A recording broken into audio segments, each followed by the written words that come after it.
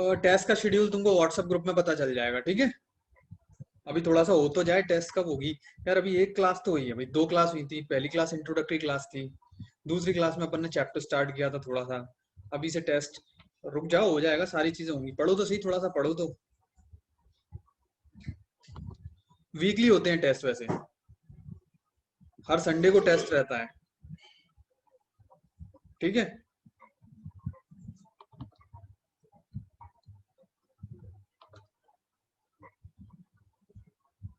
कोई new student add हुआ है क्या आज?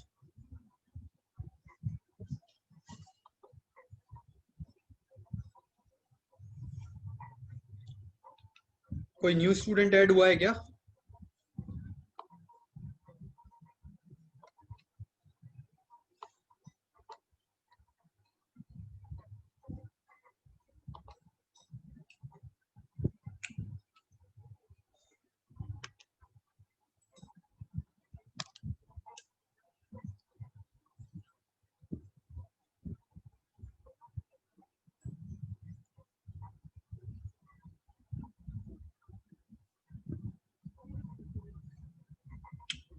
तो देखो, अपने को पढ़ना है अब ह्यूमन डाइजेस्टिव सिस्टम, अपन स्टार्ट कर चुके थे, है ना। ह्यूमन डाइजेस्टिव सिस्टम के बारे में अपन ने बहुत सारी चीजें भी पढ़ ली थी, माउथ तक अपन पहुंच गए थे। तो अभी एक है ना, एक डायग्राम मैं दिखा रहा हूँ तुमको, ये अपनी एलिमेंट्री कैनाल का, ह्यूमन एलिमेंट्री कैनाल का डाइजेशन स्ट्रक्चर है, ठीक है।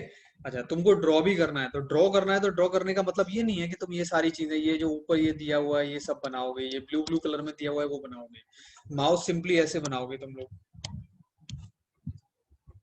ठीक है।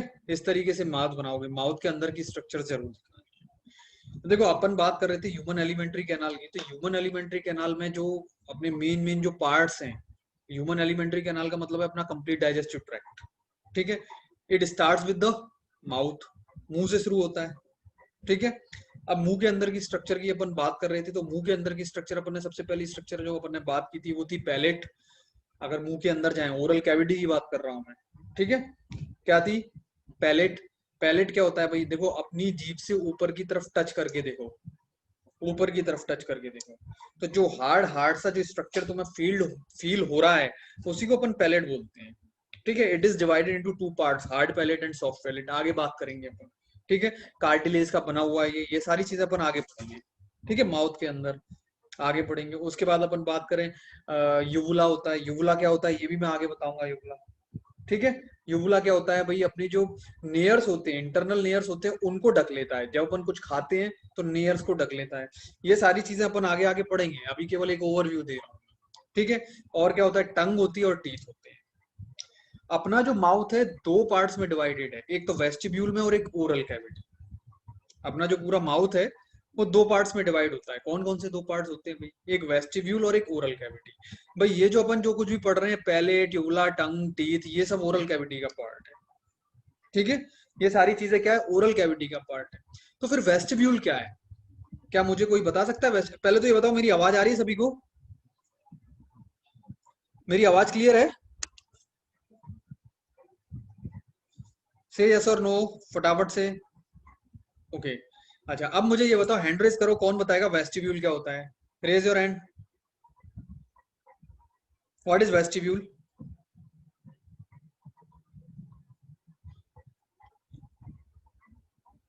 What is vestibule?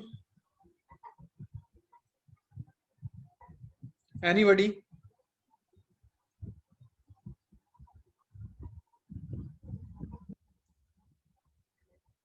किसी को नहीं पता?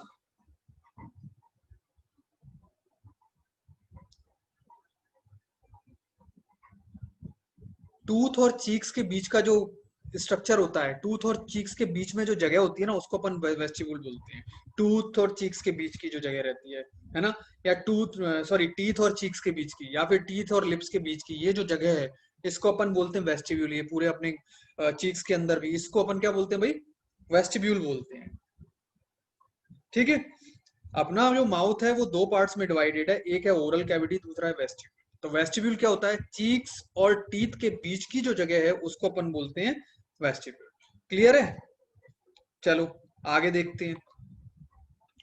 इसके बाद अपन बात करते हैं, अपने माउथ में होती हैं सैलिवरी ग्लैंड्स, तीन पेयर है सैलिवरी ग्लैंड्स के, तीन नहीं है, तीन पेयर है, पेयर्ड होती है salivary glands. Sublingual, submandibular, parotid, ये तीन पेयर ऑफ सैलिवरी ग्लैंड्स हैं। जैसे जैसे इनका फंक्शन आएगा अपन आगे पढ़ते चले जाएंगे, ठीक है। उसके बाद आता है अपना फेरिंग्स। फेरिंग्स एक ऐसा पार्ट है, यहाँ पर तीन तीन उसके पास तीन तीन ओपनिंग्स हैं। एक तो ओरल कैविटी की ओपनिंग वहां पे, ठीक है, नेजल कैविटी की ओपनिंग वहां पे है, और दूसरी तीसरी, तीन तो ये हो, दो तो ये हो गई, ओरल कैविटी, नेजल कैविटी, और तीसरी ट्रैकिया की ओपनिंग भी वहां पे, ट्रैकिया और फूड पाइप की ओपनिंग भी उधर ही है। तो इस तरीके से वहां पे ओपनिंग होती है, तीन ओपनिंग होती है फेरिंग्स में, ठीक है। फेरिंग्स अपने गले का वो वाला पार्ट है, यहाँ पे ओरल कैविटी, फेरिंग्स और लैरिंग्स तीनों की ओपनिंग होती है। आगे सिखाऊंगा मैं, चिंता मत करना, अभी तो केवल बता रहा हूँ। अपने गले में देखो एक ऐसा पार्ट होता है यहाँ पे ओरल कैविटी, अभी तुम इतना याद रख लो, अपने गले में एक ऐसा पार्ट होता है यहाँ पे ओरल कैविटी और नेजल कैविटी, दोनों की ओपनिंग होती है, दोनों आकर के वहां पे खुल रही होती है एक ही कॉमन जगह पे, उस जगह को हम बोलते हैं फेरिंग्स। समझ में आ रहा है? से यस और नो? अभी केवल ओवरव्यू दे रहा हूँ, आगे डिटेल में पढ़ेंगे इनके बारे में अपन, जल्दी बोलो। पर ओवरव्यू भी समझ में आना चाहिए, ठीक है। फेरिंग्स क्या है? फेरिंग्स एक ऐसी common opening, pharynx is the common opening of, pharynx is the common opening of oral cavity and nasal cavity, इतना याद रख लो, ठीक है। फेरिंग्स के नीचे आता है अपना ईसोफेगस, ठीक है। ईसोफेगस क्या है? ईसोफेगस एक कंडक्टिंग ट्यूब है जो माउथ से लेकर के स्टमक तक फूड को कंडक्ट कर रही है। ईसोफेगस के अंदर कोई डाइजेशन नहीं होता भाई, ईसोफेगस के अंदर कोई भी डाइजेशन नहीं होता, कोई भी डाइजेस्टिव जूस सीक्रेट नहीं होता। ईसोफेगस के अंदर केवल म्यूकस सीक्रेट होता है, ठीक है। ईसोफेगस का काम क्या है? Only only and only conduction का काम है ईसोफेगस का,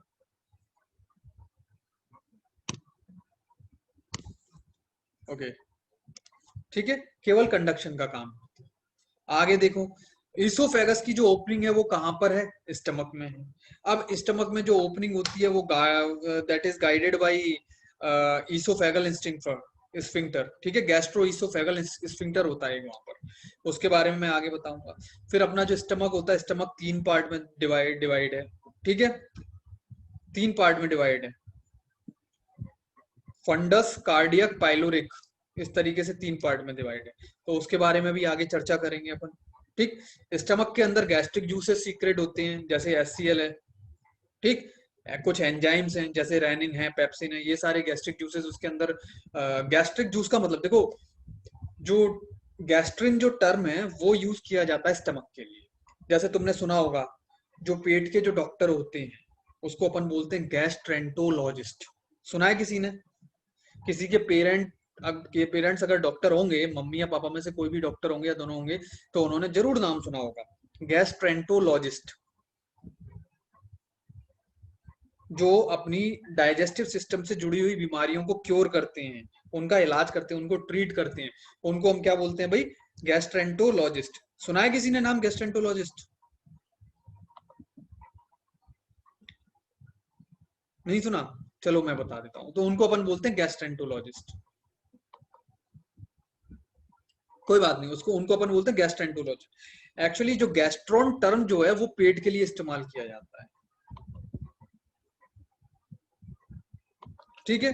तो भाई पेट में सीक्रेट होने वाले जूस है ना, उनको अपन बोलते हैं गैस्ट्रिक जूस। पेट में सीक्रेट होने वाले जूस मतलब ऐसा नहीं है कि भाई वहां पे अनार का जूस या मौसम्मी का जूस निकल रहा हो कोई, वहां पे जो निकलता है एचसीएल निकलता है, एचसीएल और कुछ एंजाइम्स निकलते हैं, म्यूकस निकलता है, ये सारे मिक्स होकर के बनाते हैं गैस्ट्रिक जूस, है ना। इन सबके मिक्सचर को अपन क्या बोल रहे हैं? गैस्ट्रिक जूस, ठीक है। उसके बाद अपन बात करते हैं गैस्ट्रिक जूस के बाद अपन बात, सॉरी, स्टमक के बाद अपन बात करते हैं, स्टमक की जो ओपनिंग है वो स्टमक ओपन होता है जाकर के स्मॉल इंटेस्टाइन में, ठीक है। स्टमक के बाद आती है अपनी स्मॉल इंटेस्टाइन। अपनी स्मॉल इंटेस्टाइन के तीन पार्ट हैं, डिओडिनम, जैजुनम एंड इलियम, ठीक है। The main site of digestion is small intestine. Small intestine is the main site of digestion, मतलब कि स्मॉल इंटेस्टाइन में सबसे ज्यादा डाइजेशन स्मॉल इंटेस्टाइन में ही होता है, ठीक है। स्टार्ट कहां से हुआ था? माउथ से। फिर कहाँ हुआ भाई? इसोफेगस में तो कोई डाइजेशन हुआ नहीं। उसके बाद कहाँ हुआ? स्टमक में हुआ। स्टमक के बाद जो डाइजेशन है वो कहाँ होगा? स्टमक के बाद डाइजेशन होगा स्मॉल इंटेस्टाइन में। स्मॉल इंटेस्टाइन के तीन पार्ट हैं, डिओडिनम, जैजुनम एंड इलियम, ठीक है, डिटेल में पढ़ेंगे भाई कौन कौन सी चीज कहाँ कहाँ कैसे कैसे डाइजेस्ट हो रही है, ये सब कुछ अपने को पढ़ना है। ठीक है, क्लियर है सबको? जल्दी बोलो। अच्छा, डिओडिनम में लिवर जो होता है, लिवर और गॉल ब्लैडर की ओपनिंग भी होती है। डिओडिनम को बहुत सारे जूस मिलते हैं। देखो डिओडिनम मेन साइड क्यों है डाइजेशन की, उसका रीजन है क्योंकि डिओडिनम को बाइल जूस भी मिलता है। बाइल जूस क्या होता है भाई, लिवर से जो जूस आता है उसको अपन बोलते हैं बाइल जूस। ठीक है, लिवर जो जूस बनाता है उसको अपन बोलते हैं बाइल जूस। तो लिवर से जूस आता है उसको अपन क्या बोलते हैं, बाइल जूस। ठीक है, पैनक्रियाज भी होता है। देखो तुम्हें पीछे की तरफ पैनक्रियाज दिख रहा होगा, ये जो दिख रहा है ऑरेंज कलर में, ये जो लीफ लाइफ स्ट्रक्चर जो दिख रही है इसको अपन बोलते हैं पैनक्रियाज। स्टमक के पीछे की तरफ पैनक्रियाज है और आगे की तरफ क्या है, लिवर। ये आगे की तरफ ये लिवर है। ठीक है, ये क्या है, लिवर है। आगे की तरफ तो है लिवर, पीछे की तरफ है पेनक्रियास। ठीक है, तो लिवर और पेनक्रियास दोनों की ओपनिंग कहां पर है, स्मॉल इंटेस्टाइन में। तो स्मॉल इंटेस्टाइन को सबसे ज्यादा जूसेस मिल रहे हैं। ठीक है, बाइल जूस मिल गया, पैनक्रियाटिक जूस मिल गया। तो इनमें बहुत सारी, मतलब पैनक्रियाटिक जूस में तो एंजाइम भी बहुत सारे होते हैं डाइजेशन वाले, है ना। बाइल जूस में जो है सॉल्ट्स होते हैं, फैट्स को डाइजेस्ट करते हैं। तो इसलिए सबसे ज्यादा डाइजेशन कहाँ होता है, अपनी स्मॉल इंटेस्टाइन। अब स्मॉल इंटेस्टाइन के भी किस पार्ट में होता है, ये अपन आगे बात करेंगे। ठीक है, उसके बाद हाँ, एब्जॉर्प्शन भी स्मॉल इंटेस्टाइन से इस इंटेस्टाइन में होने लग जाता है। उसके बाद आती है अपनी लार्ज इंटेस्टाइन। ठीक है, लार्ज इंटेस्टाइन फिर से फर्दर डिवाइडेड है 3 पार्ट में। ठीक है, असेंडिंग कोलोन।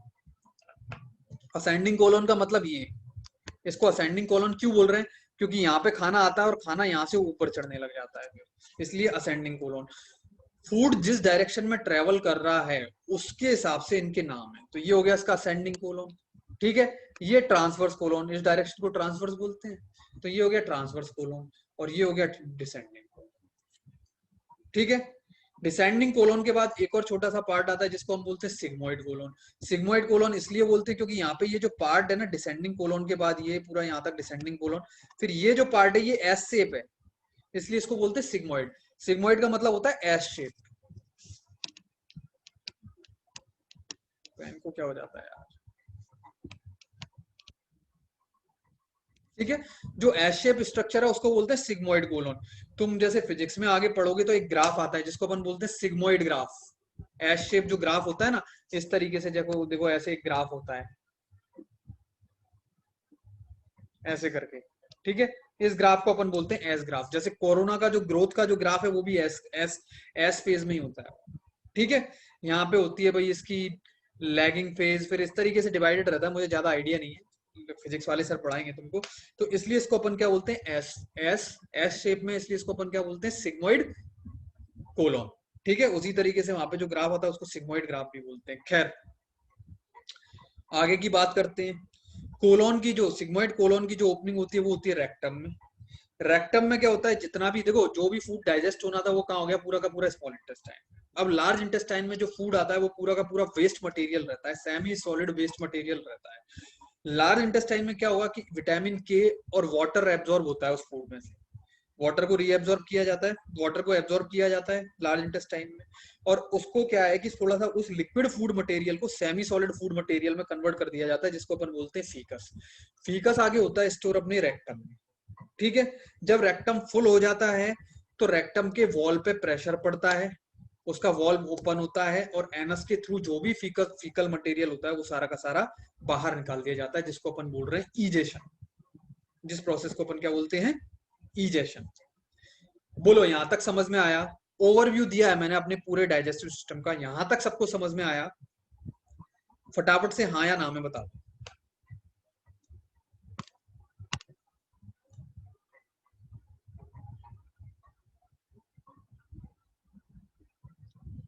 सबको समझ में आया है? क्या कोई ऐसा है जिसको कोई चीज समझ में ना आई हो, माउस से लेकर के एनस तक की कोई बात समझ में ना आई हो? अगर कोई ऐसा है तो रेज योर हैंड, मैं अनम्यूट करता हूँ। पूछो मुझसे सवाल, क्या सवाल है तुम्हारा? दीपाली मत कर, एनोटेट में बंद कर देता हूँ एनोटेशन, वैसे तो ये मत कर, इसको साफ कर दे।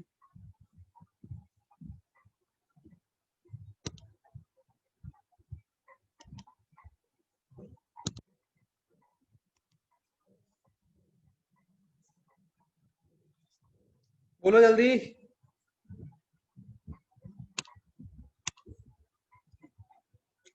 किसी को कुछ पूछना है यहां तक? देखो समझ में आना चाहिए यार।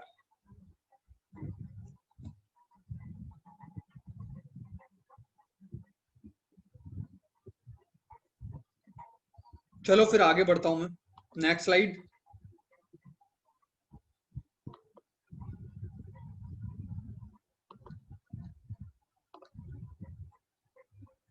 चलो अब हम आप बात करते हैं डाइजेशन इन माउथ की। ठीक है। माउथ में डाइजेशन कैसे होता है, डाइजेशन इन माउथ की, और माउथ में क्या डाइजेस्ट होता है। देखो माउथ जो है अपना अपनी अपनी एलिमेंट्री कैनाल का फर्स्ट पोर्शन है। ठीक है, जिसमें फूड अपन रिसीव करते हैं। माउथ में फूड को डालने को अपन क्या बोलते हैं, इंजेशन बोलते हैं। ठीक है। माउथ में सलाइवा प्रोड्यूस होती है। ठीक। सलाइवा सारे जानते हो क्या होती है भाई, माउथ प्रोड्यूसेस सलाइवा। ठीक है। अच्छा, माउथ के अंदर क्या क्या चीजें होती हैं, इट इंक्लूड सैलिवरी ग्लैंड्स होती हैं, टीथ होती है, टंग होती है, कुछ और मॉस्कुलर स्ट्रक्चर्स होते हैं। ठीक, माउथ के अंदर सैलिवरी ग्लैंड्स, टीथ, टंग और कुछ अदर मॉस्कुलर स्ट्रक्चर होते हैं। माउथ के अंदर, माउथ पूरा मैंने जैसा कि पहले भी बताया तुमको, अपना जो पूरा माउथ है वो दो रीजन्स में डिवाइडेड है, एक है वेस्टिब्यूल और दूसरा है ओरल कैविटी। ठीक है, इसको अपन ओरल कैविटी प्रॉपर भी बोलते हैं। एक है वेस्टिब्यूल और दूसरा है ओरल कैविटी। वेस्टिब्यूल क्या होता है यार, वेस्टिब्यूल मैंने तुम्हें बताया, वेस्टिब्यूल मैंने तुमको बताया स्पेस बिटवीन, ये बिटवीन का साइन है। ठीक है, ये याद रखना, ये बिटवीन है ना, स्पेस बिटवीन, मैं बिटवीन हमेशा ऐसे ही लिखूंगा, याद रखना इसको, space between teeth and cheeks.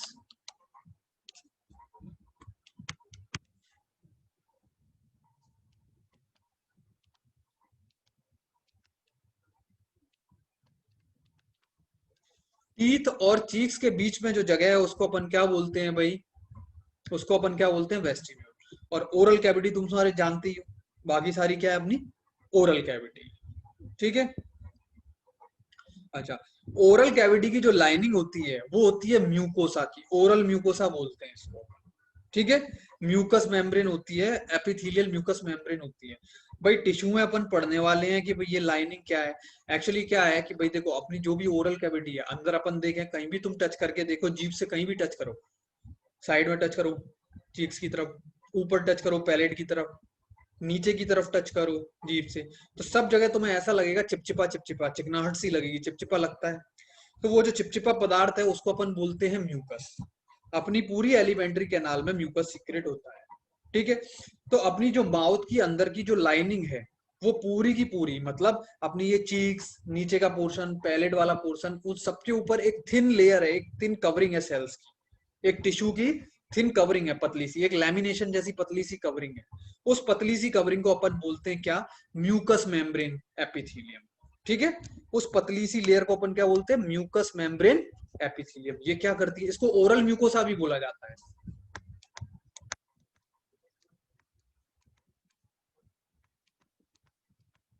इसको अपन और क्या बोलते हैं, ओरल म्यूकोसा भी बोलते हैं। ठीक है। इसका काम क्या होता है, इट सीक्रेट्स म्यूकस।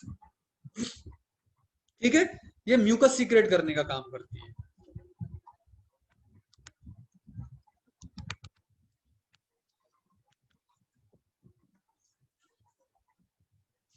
समझ में आया? फटाफट से यस और नो, जल्दी जल्दी, जल्दी जल्दी यस और नो।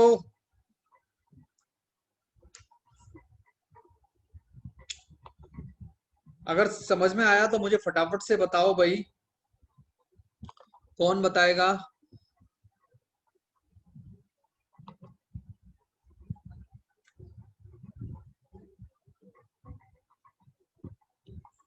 ये हटा दूं एक बार,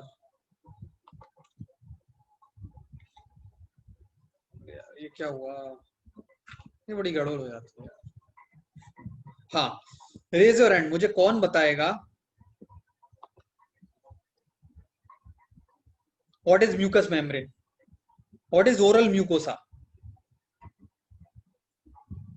ओरल म्यूकोसा या ओरल म्यूकस एपिथेलियम क्या होती है, कौन बताएगा, रेज योर हैंड जल्दी। अगर कोई नहीं बताएगा तो मैं फिर रैंडमली पूछूंगा किसी से भी। ओके, हिमांशु, अदिति। पहले अदिति से पूछते हैं, हिमांशु सारे आंसर देता ही है। कहाँ गई अदिति, कहाँ गई? ये रही। Sir, it is the thin layer inside our mouth. It is a thin layer of cells, या फिर it is a thin tissue. It is a thin layer of cells inside our mouth. आगे, केवल इतने से काम थोड़ी चलेगा।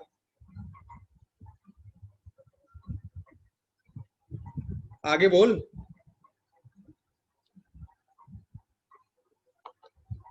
Yes Himansh, Himanshu sorry.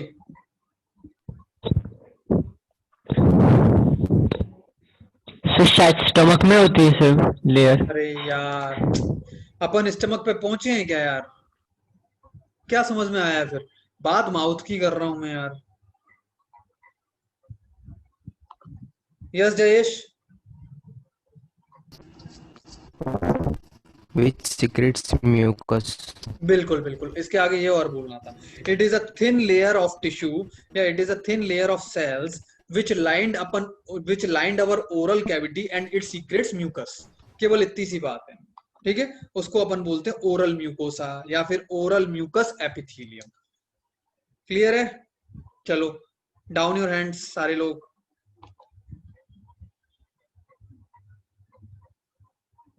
Okay, आगे देखते हैं।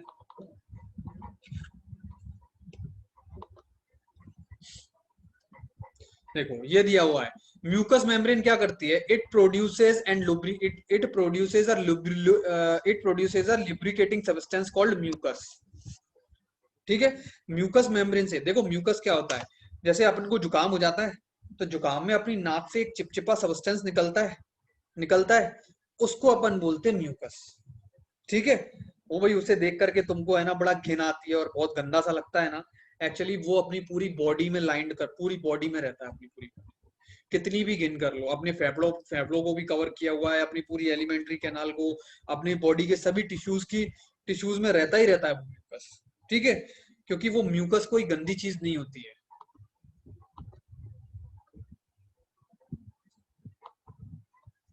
चैट क्यों नहीं खुल रही?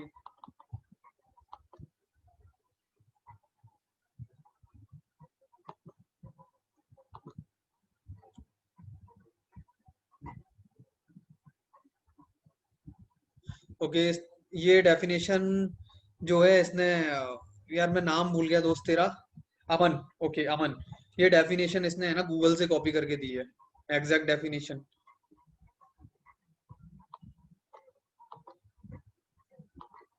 गूगल से कॉपी की हुई डेफिनेशन है दोस्त। ठीक है, चलो। खैर, म्यूकस क्या होता है भाई? म्यूकस एक स्टिकी सब्सटेंस होता है। ये एंटी माइक्रोबियल और एंटीसेप्टिक होता है दरअसल।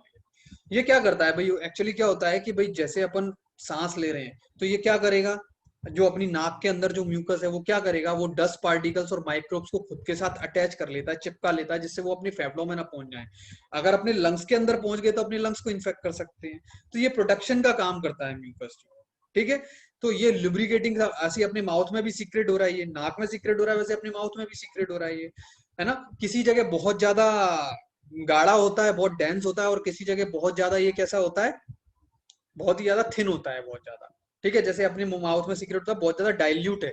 ठीक। ये करता क्या है, जब अपन फूड को चबाते हैं ना तो अपनी सलाइवा के साथ सीक्रेट होता है ये। अपन जब फूड को चबाते हैं तो क्या करता है, ये फूड के ऊपर एक कवरिंग बना लेता है, जिससे फूड अपना स्लिपरी हो जाता है। जिससे अपन जब फूड को एंगल्फ करें, निगलें फूड को, तो उसके मूवमेंट आसानी से हो पाए, इसलिए ऐसा होता है। समझ में आई बात?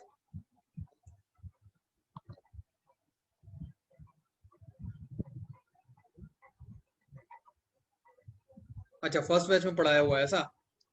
ओके, यहां तक समझ में आई बात? बोलो जल्दी से। ओके, आगे देखो। अब अपन बात कर रहे हैं म्यूकस के कंपोनेंट की। अपने म्यूकस में क्या क्या कंपोनेंट होते हैं? The main component of mucus is called mucin. Mucin एक प्रोटीन है भाई। ठीक है। म्यूसिन क्या होती है? एक प्रोटीन होती है जिससे अपना म्यूकस बना होता है। ठीक। म्यूसिन एक विस्कस, क्लियर और क्लिंगिंग, क्लिंगिंग मतलब चिपचिपी, विस्कस मतलब डेंस गाढ़ी, क्लिंगिंग मतलब होता है चिपचिपी जिसमें कोई भी चीज आकर के, जैसे गम होता है, गम गम में तुम कुछ भी चिपकाओगे तो चिपक जाता है, उसी तरीके से अपना म्यूकस भी होता है, विस्कस भी होता है, क्लियर होता है और क्लिंगिंग होता है। ठीक है, अलग अलग रीजन पे इसकी डेंसिटी अलग अलग होती है। विस्कोसिटी, डेंसिटी की जगह अगर अपन विस्कोसिटी बोले तो बहुत अच्छा रहेगा। जैसे अपनी नाक के अंदर ये बहुत ज्यादा विस्कस है ना, अपने गले के अंदर भी विस्कस है, ये लंग्स के अंदर विस्कस है, लेकिन माउथ के अंदर और एलिमेंट्री कैनाल के अंदर उतना विस्कस नहीं है। ठीक, वहां पर थोड़ा सा डाइल्यूटेड है, तो इसकी विस्कोसिटी जगह के हिसाब से अपनी बॉडी में जगह टू जगह वेरी करती है इसकी विस्कोसिटी। ठीक है, अब आगे अपन बात करते हैं जो माउथ की जो रूफ है, जैसा कि मैंने तुम्हें भाई इंट्रोडक्शन में भी बताया कि माउथ की जो रूफ होती है उसको अपन क्या बोलते हैं, पैलेट। ठीक है, पैलेट का मेन फंक्शन क्या है कि ये अपनी नेजल कैविटी और अपनी बक्कल कैविटी, देखो इधर,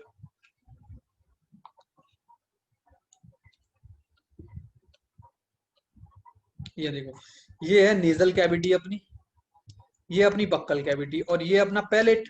तो पैलेट क्या कर रहा है, नेजल कैविटी और बक्कल कैविटी। ठीक है, बक्कल कैविटी को ही अपन ओरल कैविटी बोलते हैं, कंफ्यूज मत होना, बक्कल कैविटी को ही क्या बोलते हैं, ओरल कैविटी। तो अपनी नेजल कैविटी और बक्कल कैविटी दोनों के बीच का सेपरेशन क्या है, पैलेट। यही तो है, ऊपर जगह देखो, ऊपर की तरफ जीभ लगा करके देखो, ऐसे ऐसे ऊपर की तरफ जीभ लगा करके देखो, तो यही तो है भाई अपनी ओरल कैविटी और नेजल कैविटी के बीच का जो सेपरेशन है वो क्या है, पैलेट। पैलेट दो तरीके का होता है जिसको अपन हार्ड पैलेट और सॉफ्ट पैलेट बोलते हैं। ठीक है, हाँ। अब अपन इसके बारे में पैलेट वगैरह और इसके बारे में और भी बहुत सारी चीजें पढ़े, उससे पहले अपन पढ़ते हैं दूसरी स्ट्रक्चर। अपन ने क्या क्या पढ़ा भाई माउथ के अंदर, माउथ के अंदर अभी अपन ने पैलेट पढ़ा है। ठीक है, पैलेट के अलावा माउथ की लाइनिंग किस चीज की है, माउथ पूरा दो रीजन्स में डिवाइडेड है, वेस्टिब्यूल और ओरल कैविटी। ओरल कैविटी के अंदर अपन ने पैलेट पढ़ लिया, अब अपन बात कर रहे हैं टीथ की।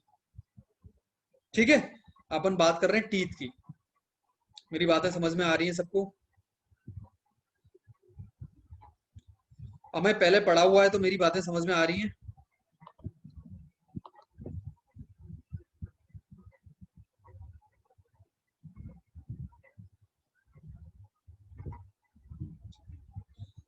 नहीं नहीं, यस, पाचक रस नहीं बोलते हैं म्यूकस को।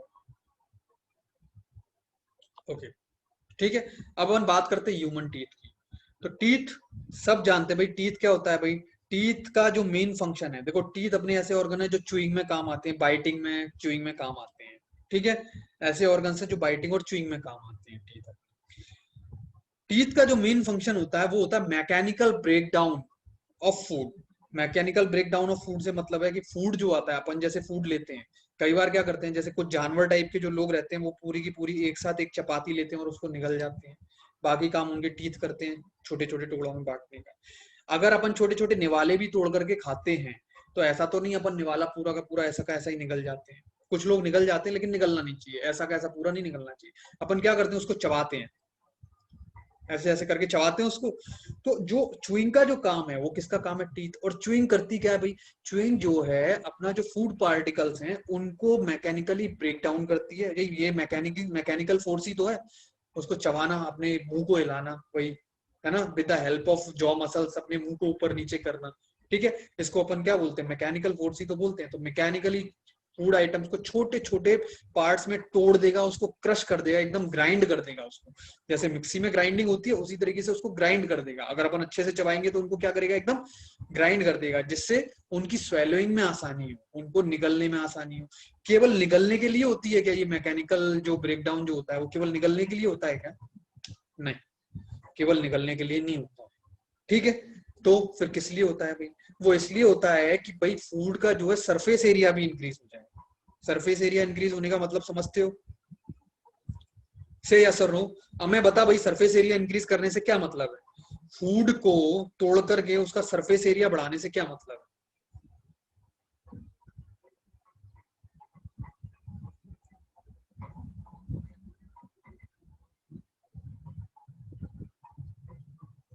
बताओ भाई, कोई बताएगा हमें? ये जो मैकेनिकल ब्रेकडाउन ऑफ फूड हो रहा है वो केवल क्या फूड को स्वेलिंग में, मतलब फूड को स्वेलिंग करने में आसानी हो, स्वेलोइंग में आसानी हो, केवल उस लिए हो रहा है, स्वेलिंग में आसानी के लिए हो रहा है, या फिर कोई और भी काम है इसका? कोई तो बोलो। चलो मैं बता देता हूँ। देखो सपोज ये अपने पास कोई चीज है, सपोज ये एक इतना बड़ा अपने पास जो है चपाती का पीस है ये मान, ठीक है। इस चपाती के पीस को अपन ने छोटे छोटे टुकड़ों में बांट करके ऐसे ऐसे एक के ऊपर एक, एक के ऊपर एक के ऊपर एक ऐसे रख दिया, ठीक है। तो एक चीज बताओ कि ये जो एरिया अभी इसका जो एरिया है वो ज्यादा है या फिर इस टाइम पे एरिया ज्यादा है? नंबर 1 में पोजीशन में एरिया ज्यादा है या नंबर 2 पोजीशन में एरिया ज्यादा है, बोलो।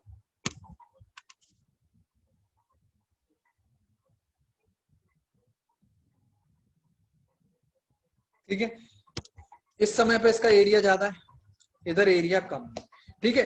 एरिया इधर ज्यादा है इसका, लेकिन सरफेस एरिया यहाँ ज्यादा है, ठीक है। सरफेस एरिया का मतलब होता है कि कितनी सरफेस उसकी जो है टच में है, बाहर एनवायरमेंट के टच में है, ठीक है। जैसे ये है, जैसे ये पूरा है, ठीक है। अभी इसकी कौन कौन सी सरफेस एनवायरमेंट के टच में, ये वाली एनवायरमेंट के टच में, ये वाली सरफेस।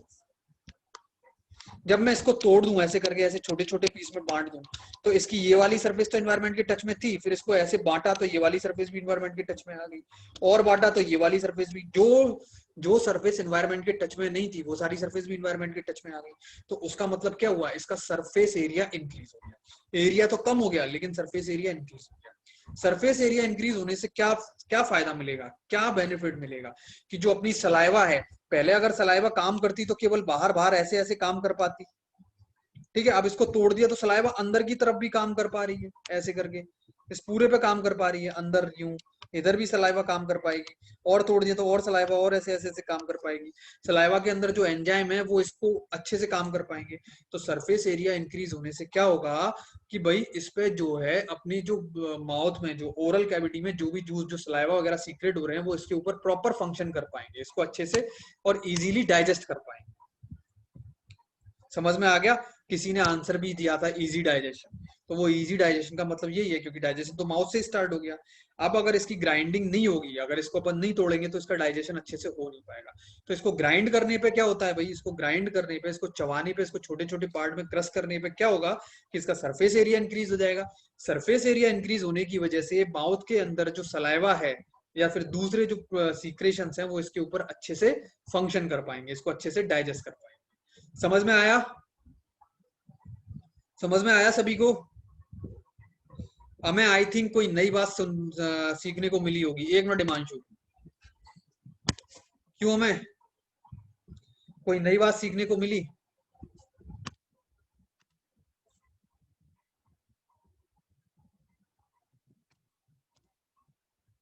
ठीक है, तो ऐसे ही भाई बने रहो मेरे साथ, बहुत सारी नई नई बातें तुमको सिखाता रहूंगा मैं। ठीक, यहां तक समझ में आ गया सभी को? अपन बात कर रहे हैं, ठीक है, ह्यूमन जो होते हैं, ह्यूमन और दूसरे एनिमल जो होते हैं उनके जो टीथ होते हैं, उनके टीथ को हम बोलते हैं डाइफायोडोंट टीथ। अब भाई ये क्या बला है भाई डाइफायोडोंट टीथ?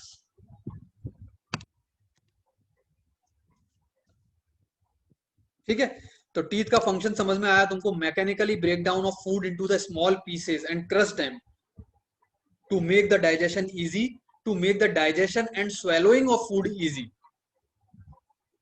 क्लियर है यहां तक? चलो, अब अपन बात करते हैं ह्यूमन टीथ की। अपन टीथ की बात करें तो ह्यूमन या दूसरे मैमल्स की भी अगर अपन बात करें तो उनके अंदर टीथ होते हैं डाइफायोडोंट। ठीक है, डाइफायोडोंट टीथ का मतलब क्या है, बोलो।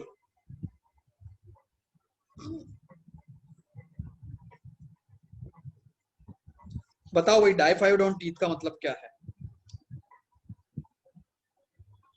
कोई तो बताओ।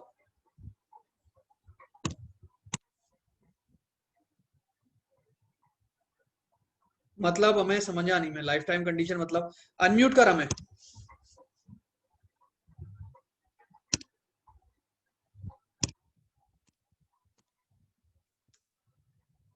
ये क्या हुआ अपने पास? अच्छा, रिज्वाइन करना है सभी को? हाँ, टाइम अपने पास 2 मिनट बचे हैं, 2 मिनट से भी कम, तो रिज्वाइन करना है सभी को। हमें raise your hand, raise your hand.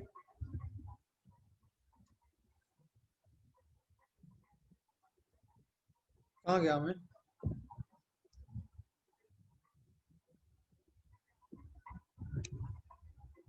हमें अनम्यूट करके बता।